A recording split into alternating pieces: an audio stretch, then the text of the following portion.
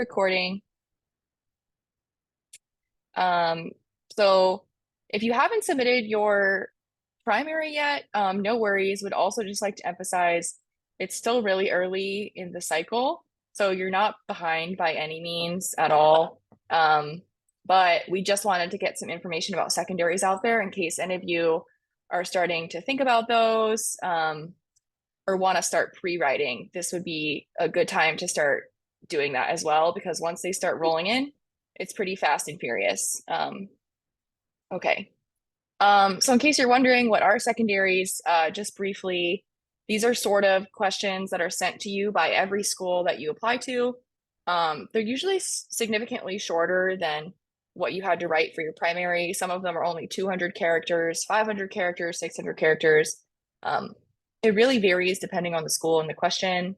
Um, but typically, it's important to note that schools won't review your application until you've submitted your primary and your secondary, and then they'll start looking at you for extending invites. So that's sort of why they say it's in your favor to get your secondaries in as soon as you can. That being said, you still want to be submitting quality essays, but it's just something to keep in mind. As for when you receive secondaries, usually you receive them right after your primary has been processed. So typically you turn in your primary, it takes the AMC a few weeks to process that application. And then from there, the secondaries start rolling in pretty quickly because most schools will just send them to you automatically. I think I had like one school that sort of pre-screened applicants, so I didn't get theirs until later. But most schools nowadays will just send everyone a secondary. And it is important to note that for every additional secondary you submit, usually the fee is about $75 to $100. So that can add up pretty quickly. The exception to that is if you received a fee waiver for either the MCAT or the application itself, then those fees from the individual schools will be waived as well. And then just some things to note in general before we get into some specific questions about secondaries. It's important to pay attention to character limits. Every school and every question has different character limits. So you really want to be cognizant of if you're copying, pasting essays, making sure to trim or expand upon things depending on the school that you're submitting to. Make sure to answer the prompt. That's also sort of an important point, especially if you're trying to copy and paste content from different essays. Make sure you're actually answering what each school is asking of you. Even if you think an essay might fit for another school, just make sure you're trying to tailor it a little bit to address the question fully. And so actually a big piece of advice that I would recommend is reviewing secondary prompts from past years. So a big thing you can do is if you're interested in a school, you can Google X school secondaries, and basically all their secondaries will come up. Sometimes schools change them year to year, but a lot of times they don't. And I've definitely found that in my application process. So that's kind of where the process of pre-writing comes in. And you can look up basically all the questions that the school will send you and sort of game plan how you want to answer them. Maybe what schools have some overlap and that you can use duplicate essays for, things like that. And it's definitely helpful to start thinking about what stories you want to tell or things you want to convey a few weeks ahead of time before you get the actual secondary. And speaking of when you get the secondary, sort of the general rule of thumb is you want to return that to the school within 2 to 3 weeks-ish. I know that's a pretty tight turnaround, especially when you're trying to work on like 10 to 20 or more at once.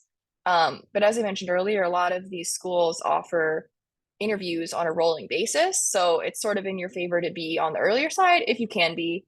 And that being said, you don't want to necessarily compromise the quality of your application either because you're trying to rush it. So it's sort of a balance.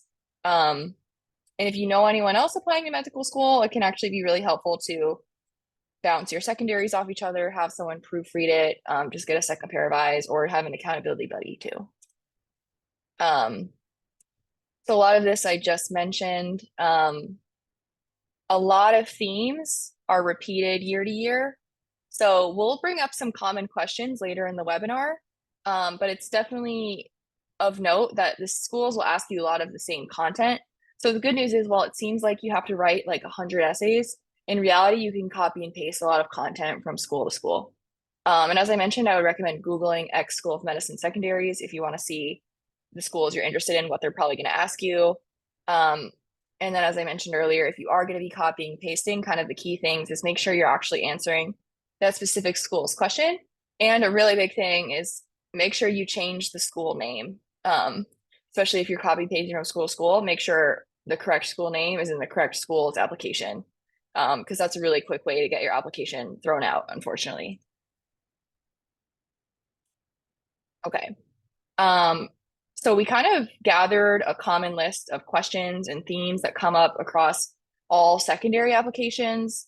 I can definitely say this was true for my application cycle 2 years ago. A lot of schools will ask you about overcoming adversity. They'll ask you why you want to go to that medical school. They'll ask you about maybe your most important activity you did and could give you a chance to sort of expound upon maybe your most meaningful activity that you listed in your primary. Some of them will ask about how you contribute to the diversity of the class as well as long-term career goals, research, autobiography. A big one in my cycle was what have you done since graduating? I don't know if they're still asking this, but also a big question was what did you do during COVID? I don't know if they're going to phase that out. Um, Different awards you've gotten, characteristics you think you have. And a lot of schools will actually have a question at the end that just is a pretty blanket question that says, is there any other information you want to add? And we'll talk about some things you can potentially put for that question as well. Um, so sort of the question on diversity, um, it kind of seemed like in my cycle, almost every school had some variation on this question. And this is mostly just because medical schools want to fill their class with different people of different backgrounds, experiences, perspectives. So I also just want to stress for this prompt, a lot of things can contribute to diversity. It can be racial ethnic background, immigrant experience, your career that you had, um, maybe you're a parent, worked through college, your first generation, you grew up in a rural or an urban environment, your religion, any unique experiences. For example, I grew up in a military family, so I talked about that and sort of moving around as a kid. Um, so it can be a lot of things. So I would approach this prompt pretty broadly if you can. It's really unique to you and about what makes you different and how that changes your perspective. Um, and it's also great if you can find a way to relate it to healthcare and how your perspective will influence how you'll care for patients in the future. So just wanted to include some example questions here, so sort of you guys get an idea of what I'm talking about with this question. I included one example from Wake Forest School of Medicine, where they keep it very broad and they just ask you to tell them about an experience that broadened your worldview, and how you learned from it. And then the Georgetown University School of Medicine also keeps it very broad, and they just ask you to describe your values, life experiences, and your identity in general. Um, so there's definitely a lot of content to talk about there.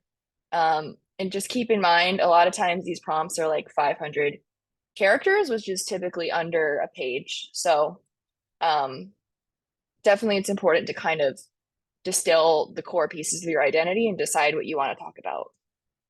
Um, I also included an example here if you guys just want to quickly read through that. Um, this was taken from Shemasian Consulting. I actually would highly recommend their website. I feel like they have a lot of great resources for the application cycle in terms of how to approach the secondaries. They go through each individual prompt and tell you how to approach it, as well as provide examples. Um, and they have this type of content for every step of the application cycle, whether it be the primaries, the secondaries, or interviews, how to approach those as well. Um, so as you can see, this one is actually sort of more focused on like a hobby that this person had. So it can really apply to a lot of things is sort of the takeaway. Also wanted to talk about this question because this question certainly came up a lot as well. Talking about maybe a challenge that you overcame or adversity you overcame in your life and what you learned from it. And again, I just want to emphasize this question doesn't have to be like a huge hardship that you faced in your life. It can be like a small problem. Even something like a problem that you ran into in your research lab could be like a good fit for this question as well. It doesn't always have to be a huge event, nor do you have to sort of divulge to med schools maybe the greatest adversity that you've experienced in your lifetime if that's something that's private or personal to you. It's fine to choose a smaller example. I think what they're more interested in is your reflection and your takeaway and what you learned from it. Um, and sort of we recommend the basic outline that you do for this question is first describe the challenge, what it was, what happened, then outline your response and what the result was from your response, and then sort of the most critical component is what was the lesson learned from this. This is another question that pretty much almost every school had. It was why medical school X. This is one that you probably want to refrain from recycling too much, just because I think schools can tell when you sort of give a broad, vague answer. And they can sort of tell that you just recycled this from school to school. This is also a really big one that you want to make sure you have the correct school name listed. Um, Oftentimes what I did for this question was I would try to do some research on the school and see if I could find very specific programs or initiatives that fit some past experience of mine that could apply, or how I hope to use my past experiences to bring perspective to these current programs, or like how I hope to contribute to these current programs as well. Um, Usually these ones are pretty short. Things you can sort of look into with schools would be curriculum, patient population, specific research labs, global health programs, underserved health initiatives. You can also gain information from conversations with students if that's an opportunity that's available to you. I know that can be kind of hard sometimes to get a hold of current medical students. So I just want to emphasize there is a lot of information to be gained just from medical school websites. I think that's solely what I used when I was writing mine. Um, Again, you kind of want to avoid just basic platitudes like talking about how great their medical school is or talking about where it's located. Um, Sort of you want to go beyond just the most obvious information, which are things like location. I would avoid talking about the prestige of a medical school. Try to avoid talking about the average GPA and MCAT of the applicants as well. I would try to really stay focused on like specific programs and initiatives that you could see yourself fitting into and contributing. Another good route is to think about the mission of the school and how you fit into it and how your experiences kind of meld well with their mission. Like if they have a service oriented mission and you've done a ton of community service, that'd be a great thing to talk about. Or if they have a research oriented mission and you've done a ton of research, that could be something to talk about. Um, so yeah, these are just some things to think about. Okay. And this is just an example that you can quickly read through.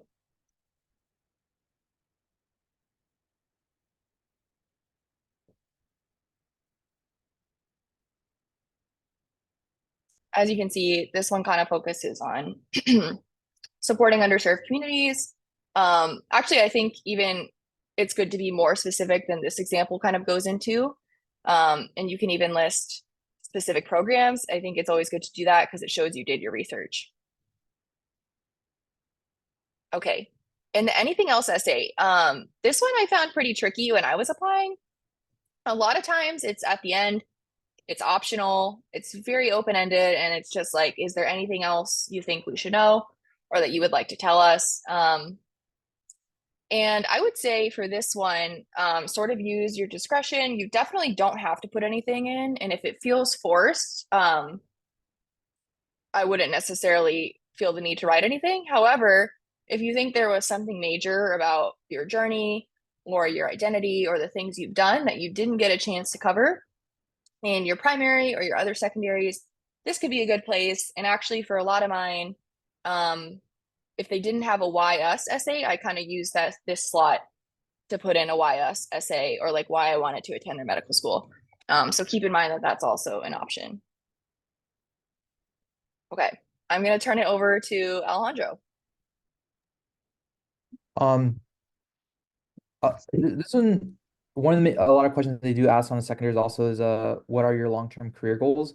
And this really ties into like mostly for MD schools for when you're filling out the secondaries. It's this idea of you're gonna be a physician and something else.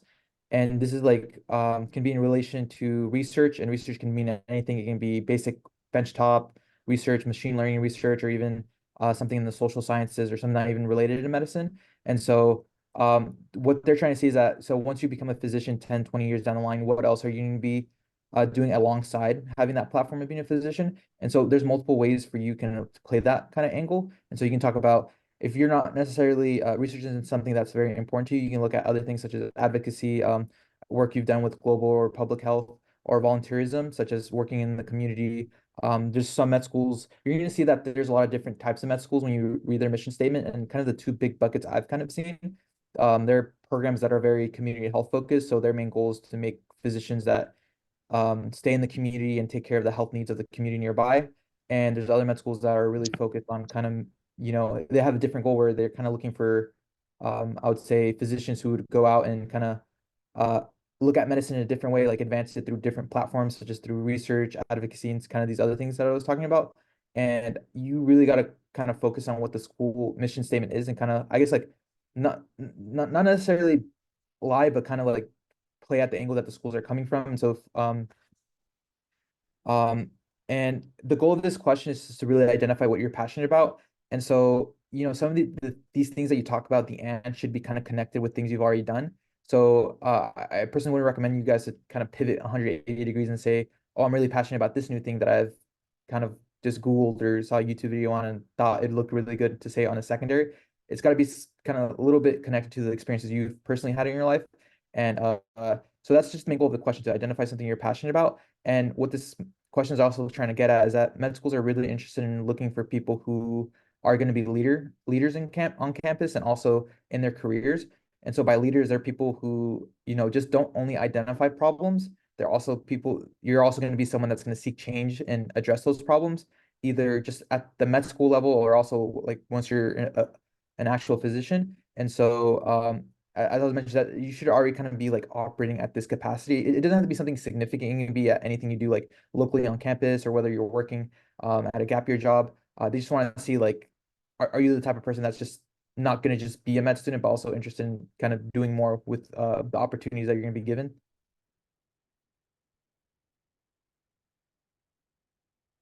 And so one question that pops up, I feel like this is more of like kind of an interview question, but it's still kind of a difficult question to kind of like wrestle or grapple with.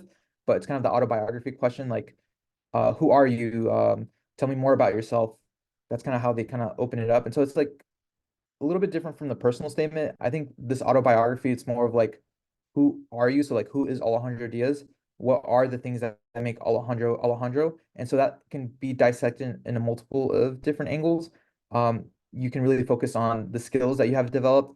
For example, if you have like some musical talent or some talent that related to being artistic or something with sports or something of that nature that you've really excelled at and developed over the years, that could be something like you can bring up. Is there like a specific like life experience that you have experienced that makes you unique from other people? That's something to talk about. Upbringing. I feel like whenever I talk to pre-med applicants, I feel like a lot of times they forget that just how they grew up and how they've lived their life is something that's very unique and you can talk about. Just growing up kind of in either like a rural background or urban background, or even within that, you can stratify that in terms of the region you grew up in, your experience growing up on the in the New England area, in Florida, in the Midwest, in the South. Those are very unique experiences that you can touch upon. I know it doesn't feel that's unique, but in the grant, these administrators for med schools, they're going to be reading thousands of applications, and so they may not be familiar with, what is life, how you What it is? What was I? And as I mentioned, just bringing up geography and those things that may seem like aren't unique are actually very unique and are things you can talk about when this autobiography. So one thing I really recommend is try to identify, depending on the word count you have, try to identify three things that I feel like really represent who you are, and just talk about those things and kind of create a narrative thread and explain how that, explains who you are. And really, this shouldn't be something that's very difficult. This kind of should be like a fun question for you. And um, if anything, if you're having trouble, you can just ask your friends or family members and say like, hey, like, who do you think I am? Or like, what are the like three adjectives that you use to describe me? And so this is one question that does come up. It's mostly only relevant for people who took gap years. And so if you're someone is planning on going straight through to medical school, you don't have to answer this question. But here they're just trying to see what you're doing in between the end of when you graduated from undergrad and in between to applying to medical school. It shouldn't really be that difficult. I imagine a lot of you are pursuing employment opportunities, whether whether working in the clinic in some capacity or working in a academic lab or industry or some other type of field. It doesn't have to be related to medicine at all. I know people who worked at music stores or uh, worked at a variety of different unique jobs that aren't related to medicine, and that's perfectly fine. You just got to really explain what you're doing and why you did it. And so here's just an opportunity for you to explain about like what makes you unique and like kind of like um just talk about like how the things you're personally passionate about. If you're not working, there's a lot of people who actually don't work during their gap years. You can just talk about like what was your decision behind that, whether it was to spend more time with friends or family. You can also talk about any type of activities you're doing, such as volunteering. If you're pursuing uh, a secondary degree, such as a master's or something along those lines, you can just talk about that. And like I said, it's perfectly fine to also say that you're just not doing anything, you're just applying to medical school. But usually they would want an explanation to explain, like, I guess, why you decided to choose that path. So for all of these, you just got to make sure to really explain why you're doing it. And um, it should be, I guess, like a pretty easy essay to write. And so I personally didn't have a lot of med schools that asked this specific question. This is more of an interview question, but I did have a few that kind of did ask this. And so um, one way is like they'll just ask you who's your role model in your life, or like by saying who are people you look up to, or I actually got this one a lot in my interviews. Name three adjectives that describe you, and really like I wouldn't really overthink this. Like just literally like sit down, just write down the first three adjectives, and those are usually the ones that you don't really have to think about are probably the best examples to bring up. And so examples are like if you're someone that's really extroverted that really likes to plan a lot of things, you can just talk about how you're energetic, or if you're someone that your friends come to a lot because they know you give like really good feedback and you're a very honest person. You can talk about that. If you're someone that's, fiscally responsible, like the coupon cutter, or like the person that's really kind of conscientious of having fun, but having the price tag be really low, you can talk about that. Or if you're someone that's really goofy that likes to make a lot of jokes and a lot of memes in the group chat or anything of that nature, those are all perfect examples to talk about. And those are usually like the best ones, the ones that are like kind of like unorthodox or something you would really like from like a consulting company or something like that. And so some just general tips that I have for people is that when you're doing your secondary, like you should really have a Google Sheet or Excel and note down as much information as you can, the name of the school, when you receive the secondary, the deadline of the secondary, have like a color coding sequence to remind you which ones you have completed, the ones in progress. And one thing to really know, if any of you guys are on the Pacific or like not in the East Coast, one thing to know is that most of the time, even for Pacific schools on the West Coast that are like in PFT time, a lot of them on their website, they're coded to close on Eastern time, which is, I know, surprising, but I have had friends who were thought that the deadline for their secondary was at 12 p.m. Pacific time, but it was really at 9 p.m. Pacific time because it was predicated on the Eastern time. And when they had messaged the administrators to talk about the conflict, the administrators they're not going to work with you in the terms of like opening the window for even any longer. One thing I would recommend is just in your Excel sheet, just have every deadline just a day earlier so you don't have to run into any problems. And if you do have a problem with submission, there is to give yourself some buffer time in between you trying to submit and the actual deadline of their application to get your secondary in. Because these administrators are not administrators, but it's just these websites can be clunky and you just don't want to kind of operate in that really kind of red zone. And so I really recommend you guys to give yourself like one day in advance to submit these secondaries. Um, as mentioned, you're gonna get a lot. I think the average med school applicant applies to 20 plus schools, and so you need to try to get them into a timely manner. I mean, it's hard for me to recommend you guys because I didn't do that, but kind of what Katie mentioned with the rolling deadline, like you can close doors by not turning in them on time because there's some schools that just finish sending interview invitations by like end of November, and if you submit your secondary around that time, there's just not enough time for the administrators to look at your application because even if you turn in your primary on time, if the secondary doesn't come in around a reasonable time, it doesn't really matter that you turned in your primary in June. So it's just something to keep in mind. And so as Katie, like as we talked earlier in the presentation, it is important to pre-write, but be careful to not blindly copy and paste.